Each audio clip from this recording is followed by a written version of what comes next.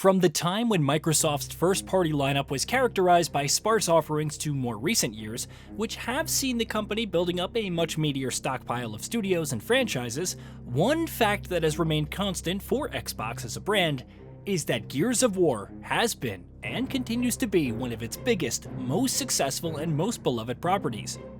Maybe there's a case to be made that the series doesn't have the sort of shiny prestige that it used to have during the Xbox 360 era, but even now, it's unquestionable that Gears of War is one of Microsoft's biggest and most important first-party franchises. The series' next game, Gears of War E-Day, is set to pause its ongoing story and instead take players back in the timeline, going back 14 years prior to the events of the first game, further back in the Gears chronology than we've ever gone before, to tell an origin story focused on beloved series veterans Marcus Fenix and Dom Santiago. But though it's a prequel, it is of course going to build on the stories that past Gears of War games have told while telling its own tale. As such, as we count down the days to its release, here we're going to recap the story of the entire franchise, going through each release in order of the series chronology. That means the game we're going to begin this multi-part series with is Gears of War Judgment, the People Can Fly developed spin-off that released in 2013. After Epic Games had wrapped up its original trilogy of Gears of War games, it and Microsoft commissioned People Can Fly, a Polish studio that had risen significantly in prominence after the launch of its first-person shooter Bulletstorm, to develop a spin-off that would help beef up the Xbox 360's library in the tail end of its lifecycle.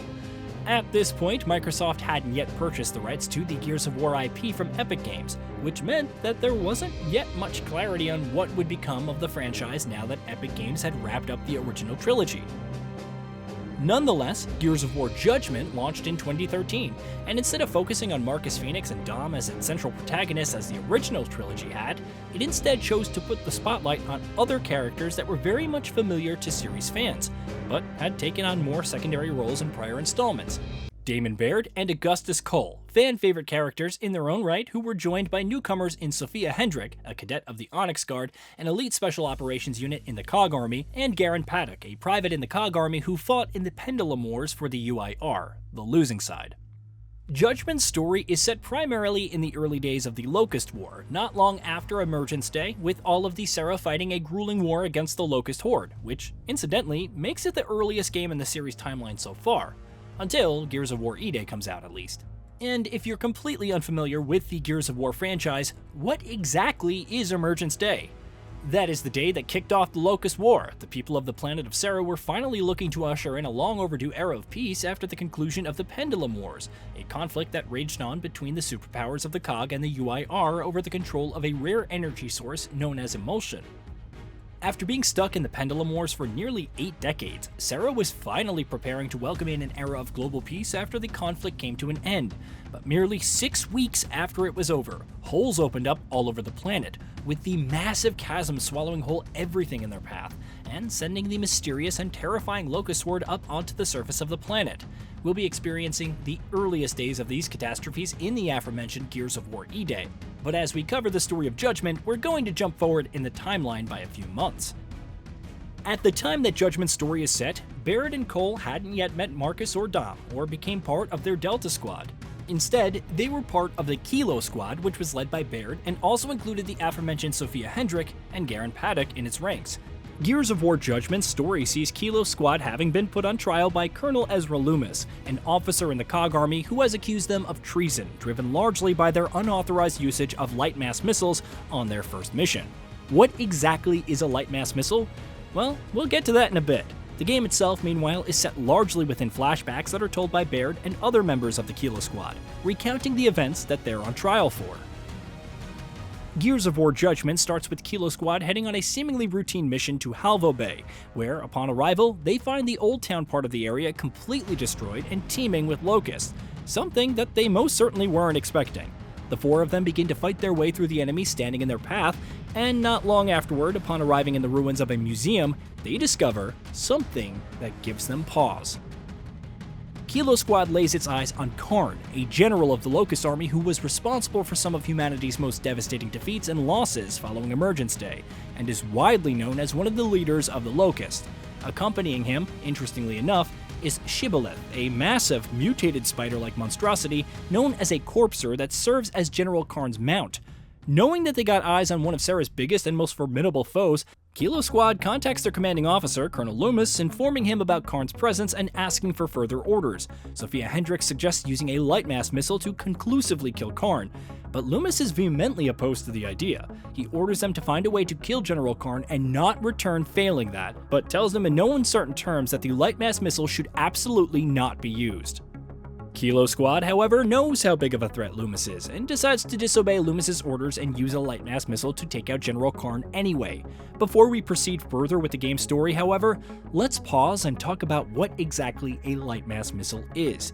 As you may have figured out, it's essentially a weapon of mass destruction, developed by the COG at a time predating the Hammer of Dawn, which is a more powerful and advanced WMD.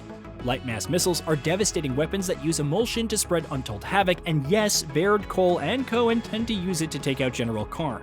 Sophia, however, tells the squad that the Lightmass missile that she is suggesting they use is a lower-powered one that won't burn down the entire city.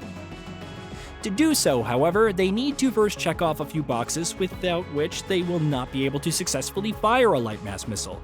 The first is to head to the Onyx Guard Academy, where they need to find and protect the missile's targeting beacon, which turns out to be a jackbot that Baird goes on to nickname Troy. The second piece of the puzzle are launch codes for the missile, to get their hands on which they had to head to the mansion of Professor Kurt Elliott, the man who created the Lightmass missile, before stopping his work on it once the much more advanced Hammer of Dawn was made.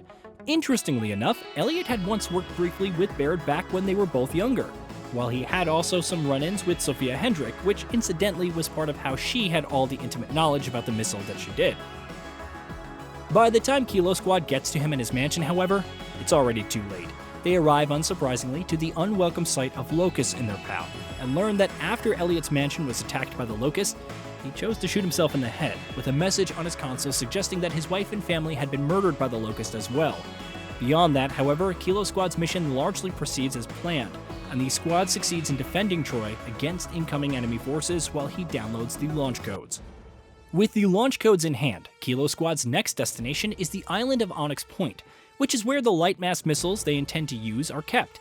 This, as you might have guessed, is where Gears of War Judgment's climax takes place. At Onyx Point, Kilo Squad is unsurprisingly met with stiff resistance from the Locust as they attempt to launch the missiles.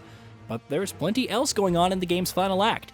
For starters, the squad once again contact Colonel Loomis, who once again furiously orders them not to use the Lightmass missile, though they once again choose not to listen to him, believing strongly that General Karn is too strong to be taken out by anything less powerful than what they intend to use on him.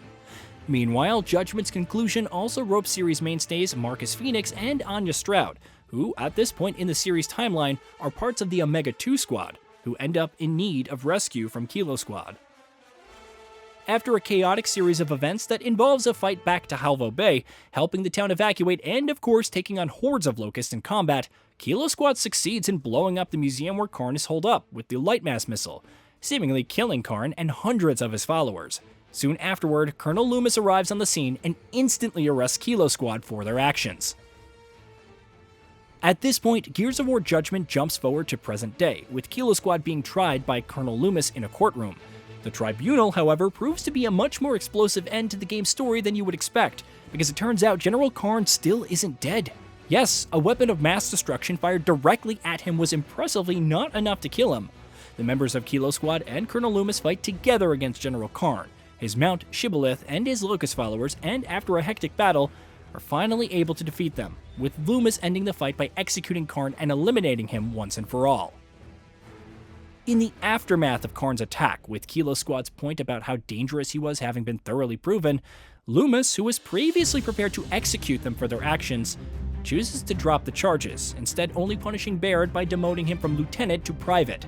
This is where Judgment's story comes to a close, with the backstories of fan-favorite characters like Baird and Cole having been fleshed out in interesting ways. At the same time, there's no denying that this is probably the least important installment in the franchise as far as the larger narrative is concerned.